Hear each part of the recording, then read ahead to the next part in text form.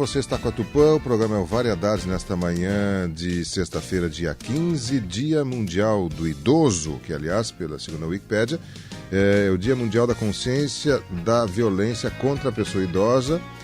Foi instituído em 2006 pela Organização das Nações Unidas, a ONU, e pela Rede Internacional de Prevenção à Violência à Pessoa Idosa.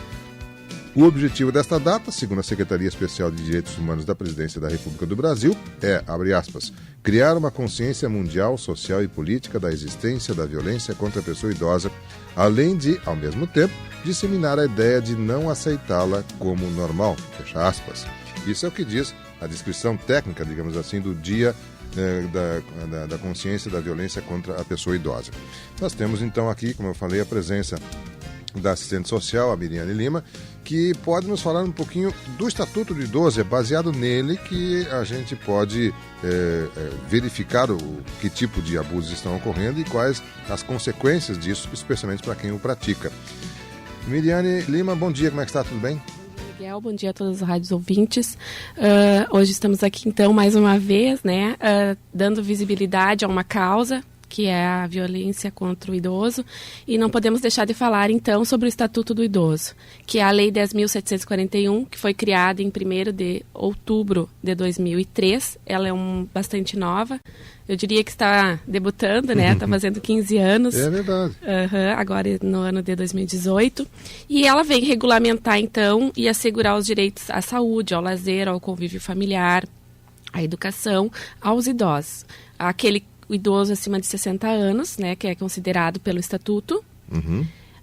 Ela vem abranger o que a nossa Constituição já garantia, a Constituição de 88 já garantia aos idosos, né? E também pensando nessa questão que a secretária já falou, da questão da longevidade, né? As pessoas hoje estão vivendo mais, então se criou uma lei que viesse garantir essa qualidade de vida, né, devida, e principalmente também estabelecer alguns direitos e deveres, né? Perfeito. Principalmente deveres de garantia de acolhimento, principalmente da família, né, dos órgãos públicos também, mas a gente firma muito na questão do acolhimento familiar, porque é uma das qualidades que hoje o idoso precisa, é uma das coisas que o idoso mais precisa, um bom envelhecimento, né? A gente ser idoso, a gente não está doente.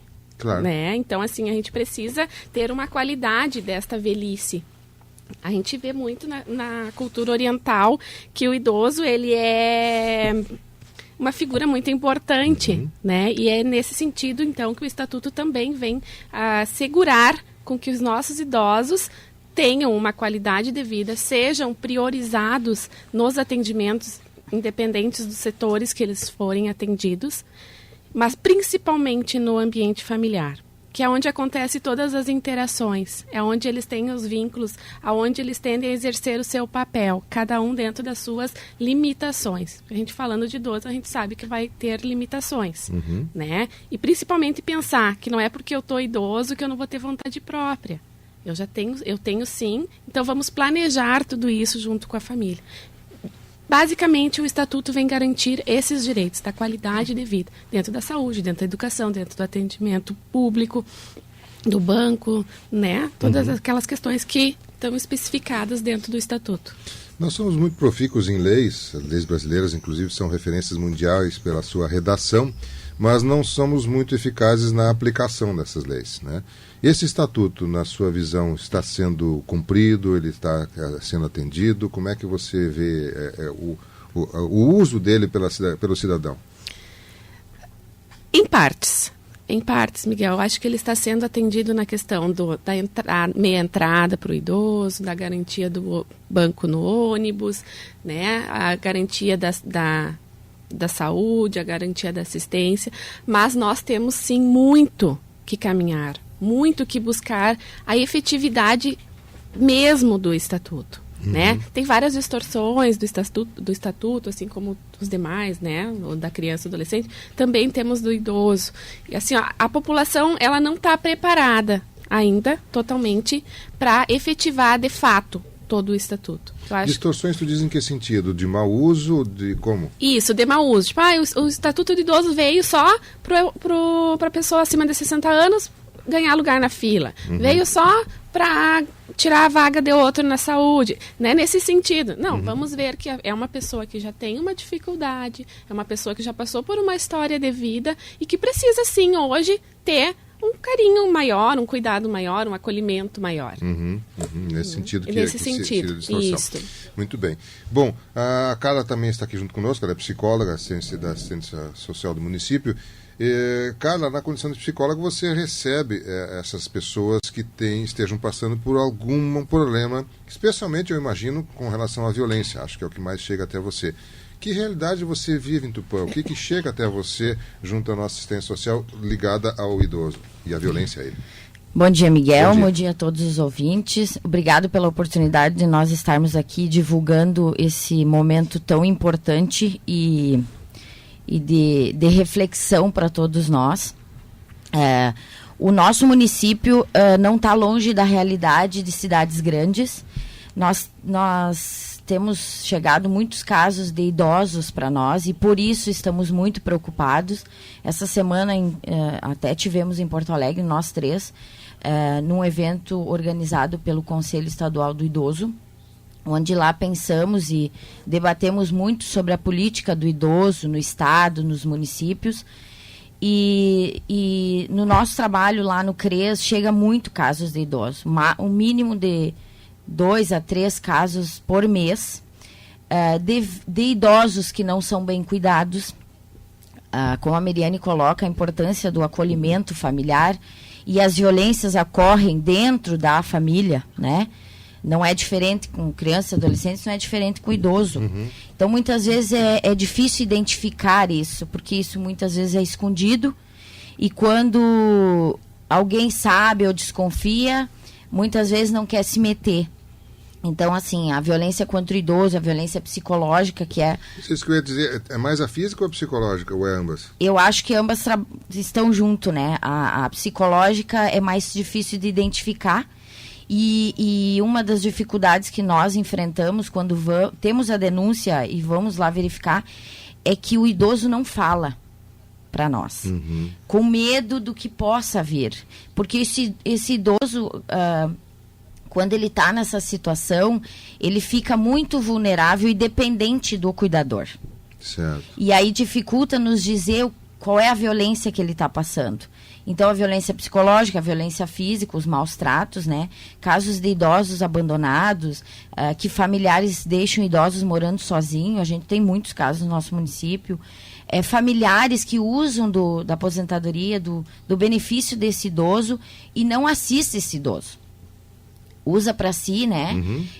Então, são casos importantes e por isso nós estamos hoje aqui para conscientizar a nossa comunidade que isso é um assunto de todos nós e acontece diariamente no nosso município, idosos que não estão sendo cuidados, e a grande dificuldade que a gente enfrenta é familiares não querendo se comprometer com a causa, não querendo se comprometer com o seu idoso, achando que vamos até o órgão e lá vamos entregar esse familiar. E não é por esse lado. E o nosso trabalho é auxiliar essa família nessa dificuldade de acolher esse idoso com todas as dificuldades que se tem, né? Que tipo de auxílio é possível, que se consegue fazer? O auxílio no sentido, eu falo assim, dependendo de cada situação, né? Porque cada uma é peculiar, muitas vezes não querem o problema do idoso, não querem os cuidados. Mas é possível, por exemplo, um auxílio em medicamentos, um auxílio em orientação psicológica aos familiares, ou até em alguma roupa, alguma coisa assim nesse sentido? É possível fazer? Isso. Aí a gente acolhe essa família, escuta as demandas, as necessidades, e a gente aí faz o encaminhamento para as redes, né, das necessidades. E o mais importante, eu acho que é potencializar essa família, é fortalecer os vínculos familiares, da importância deles terem, né?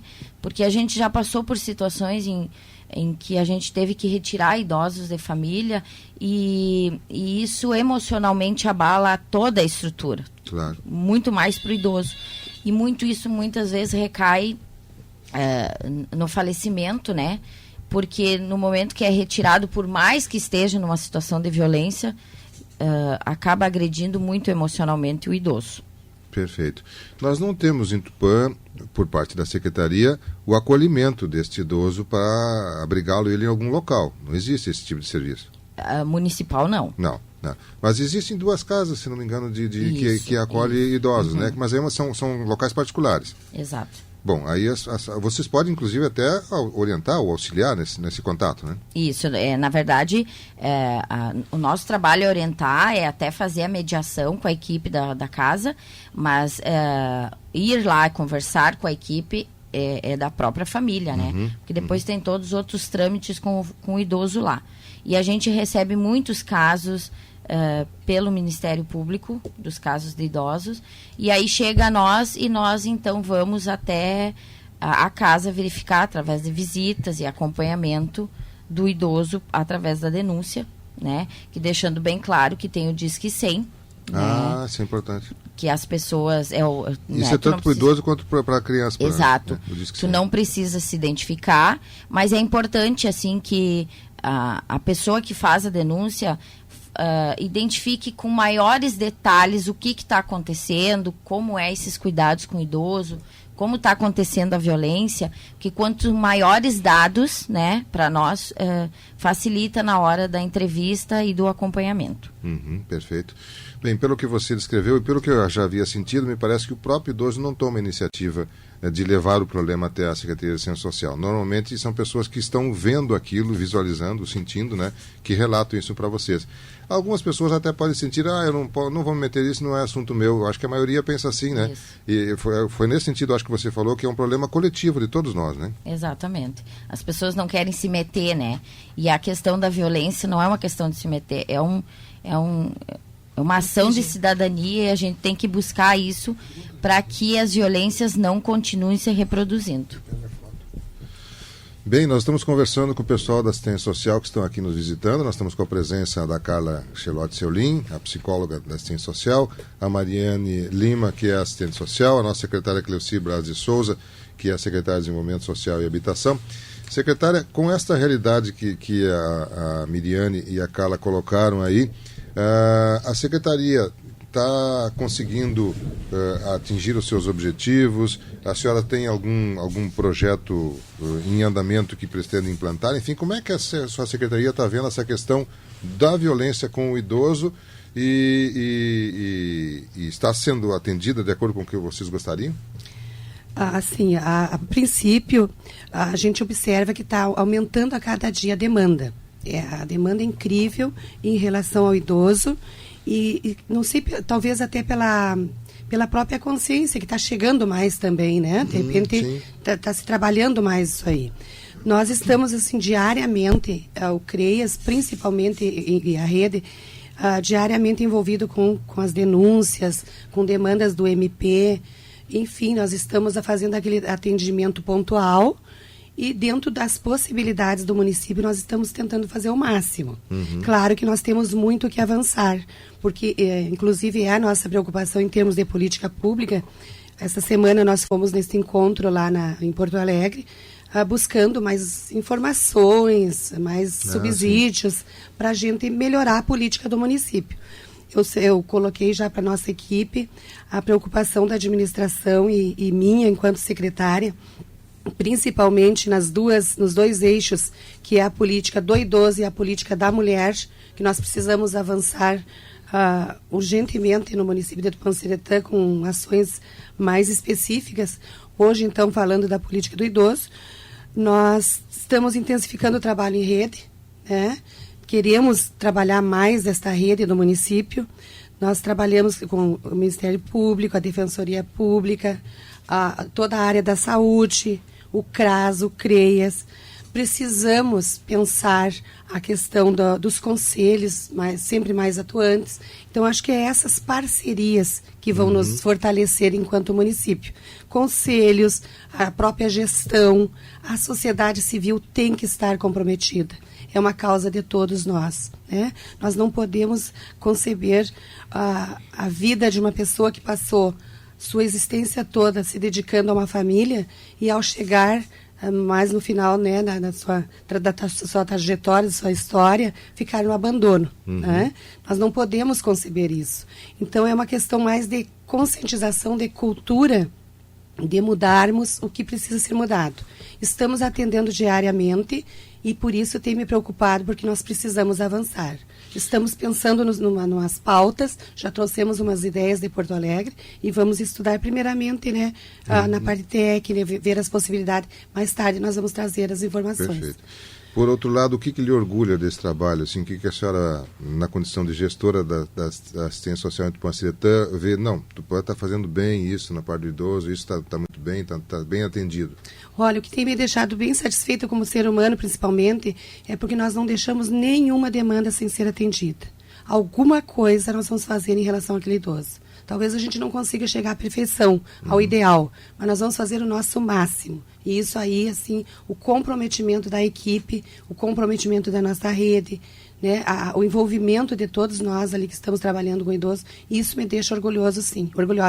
Que bom. Porque a gente está fazendo o máximo para não deixar o idoso sem assistência. Sempre há uma dificuldade de recursos, né? Especialmente financeiros. Nesse aspecto também, há dificuldade de recursos financeiros? Com certeza, né? Porque, na verdade, nós não temos verbas específicas, assim, diretamente, né? Estamos buscando caminho para isso.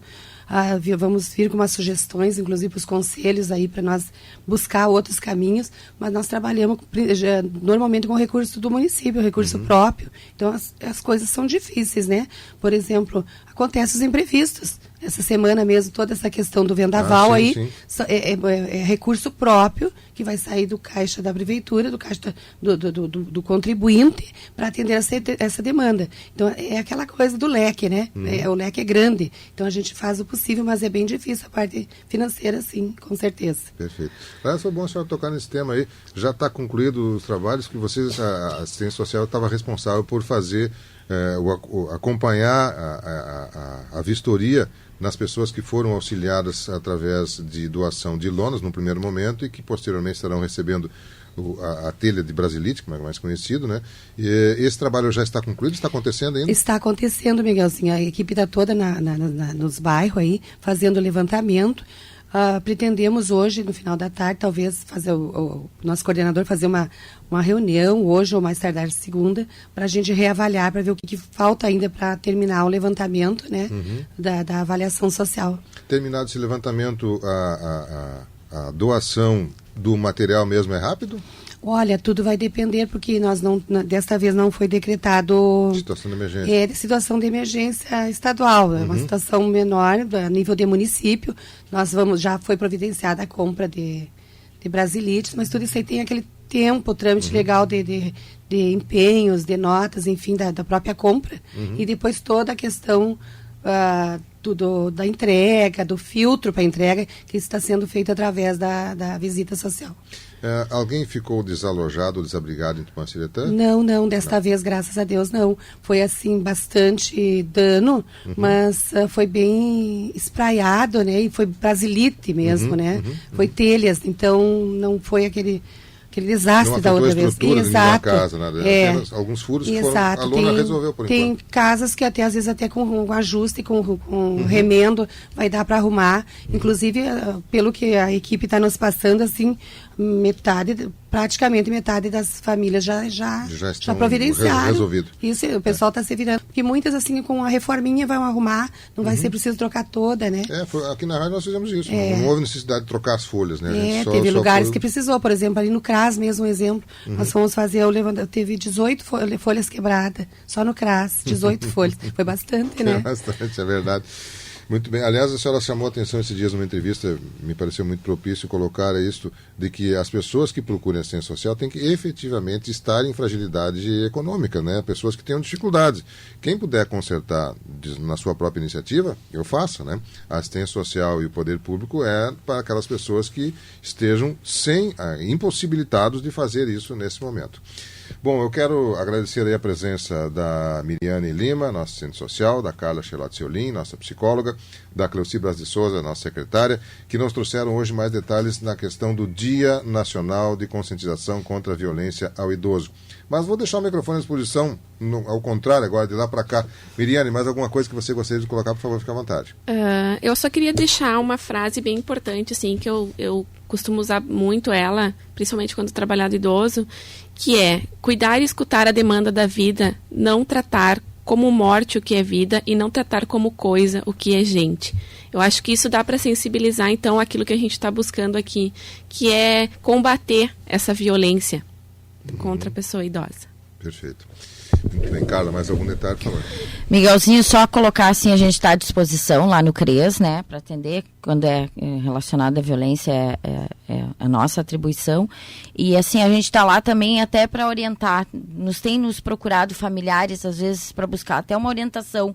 E eu acho que isso é importante, a prevenção, para nós não chegarmos numa violência ou numa situação de retirar o idoso e ter que abrigar numa casa de acolhimento. Então, assim, a gente está à disposição da comunidade, nos procure, porque eu acho que o mais importante é a prevenção. Perfeito, Obrigada. sem dúvida. Secretário, para a gente concluir. Eu quero agradecer, Miguelzinho, o espaço mais uma vez, a nos colocar à disposição da comunidade. Estamos ali para isso. A nossa equipe está unida, trabalhando em prol do idoso. Estamos fazendo o possível e, principalmente, fortalecer a rede, né, que é todos os envolvidos com esta causa, e trabalhar sempre, como já disse a Carla, a prevenção.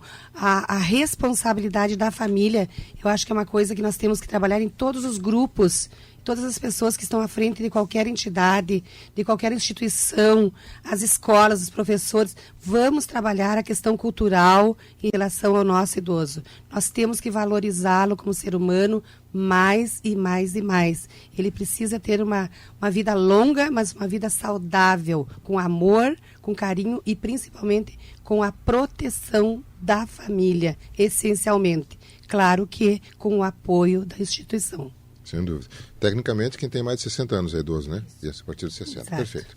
Bem, são 9h38. Eu quero agradecer a presença da Secretaria de Assistência Social através da Miriane Lima, assistente social, Carla Chelotti-Olim, psicóloga, e Cleuci Braz de Souza, nossa secretária de Desenvolvimento Social e Habitação. E, claro, todo dia é o Dia do Idoso, né? Mas hoje é uma data que marca o Dia Nacional de Conscientização contra a Violência ao Idoso.